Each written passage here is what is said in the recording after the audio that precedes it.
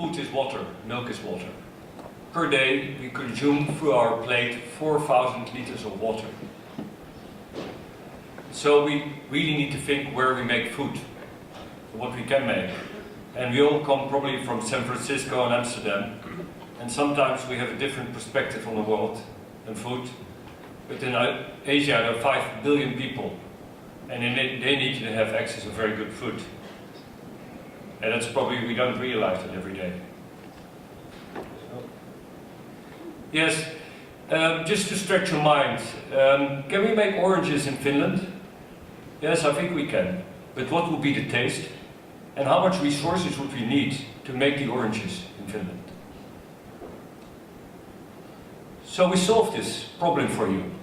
We are a sister company, Trilobes. We built the infrastructure to ship orange juice, which is for 80% made in Brazil, worldwide. It's very efficiently, orange goes very happy in Brazil, and they're processed and then in very large infrastructure they're sent around the globe. Fresh orange juice, which goes bad in your fridge in 4 or 5 days, you can maintain the quality without any preservatives for 7-8 months. Now back to milk, that's why I'm here, probably you've noticed. Where should we make milk? Likewise. Should we make milk very close to cities, where there's already a lot of competition for land, for water? There's also a movement in tropical regions towards mega farms. When we make milk in tropical conditions, it often leads to a high CO2 per liter. The manure is a big cause of pollution of drinking water.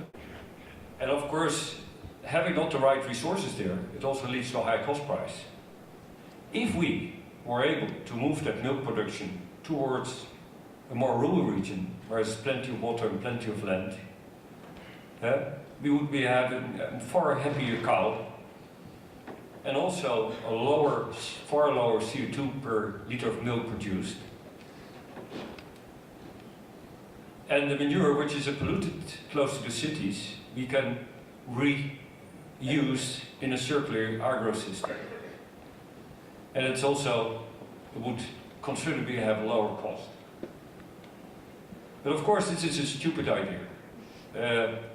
We try to discuss it with the dairy industry, and sometimes I think, do they really think about whether milk is sustainably made worldwide? Probably 20%, 25% is affected. It's being made now at the moment in water-stressed areas. They thought technically it wasn't possible, and economically it was not feasible.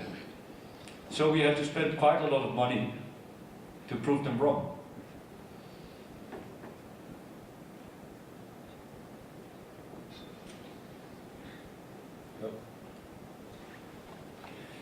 And we did a lot of desk research, then we did lab research, and so yes, Dirk, that's nice and you good results, but we want to see it live, so we did it live. We built tanks, and a lot of companies have a black box, we have a white box. And we built cargo systems, we placed them in ships, like we do with orange juice. And people think it's very simple, but we opened the white box a little bit for you today. We loaded these tanks with milk in the Netherlands and shipped it to Saudi.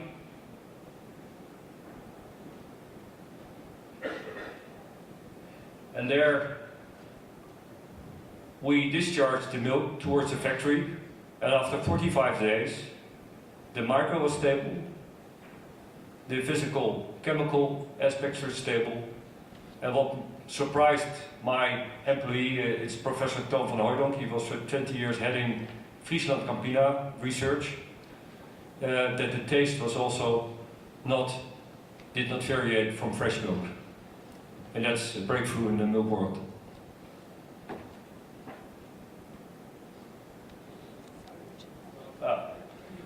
And what we think is what we do is very relevant, because you're not only getting more people, but they're also all going to the coast. in very dense areas. You can't make food local. It's difficult in Asia. There's a lot of competition. And already we have a major stress of water reserves.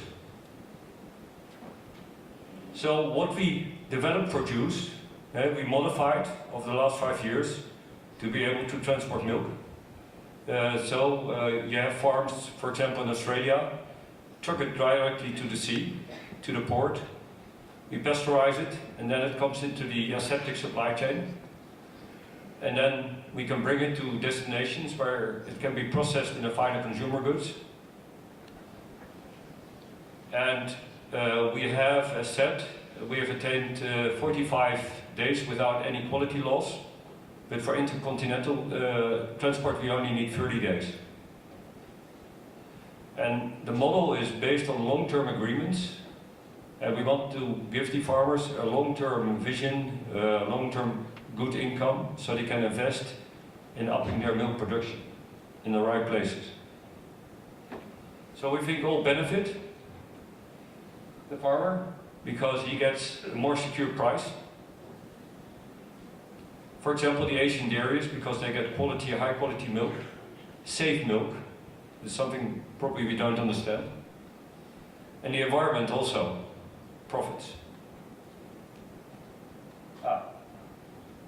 It's probably part of it, there's a world up there. And if you make milk in the wrong region, it costs a lot. If you make milk in the right region, you can do it at far lower cost. And the cost difference is very large. And probably our transport cost is only half. So we think there's big potential, there's a big need if we can solve this problem for the world. And if we were able to, for example, to transport 10 billion liters of milk, we would save 10 trillion liters of water from scarce regions. The funny thing is, the more milk sometimes a country makes, the less it will become in food self-sufficiency. That seems a paradox, but if you use too much resources for making something, then it's bad. So I'm at the food future, but sometimes I question because we're already ready today. The technology is ready, and we have upskilled. We've done all the tests and with independent institutes. It's a very large market, strong interests. And we have a financially sound business model. We're already discussing that also with banks.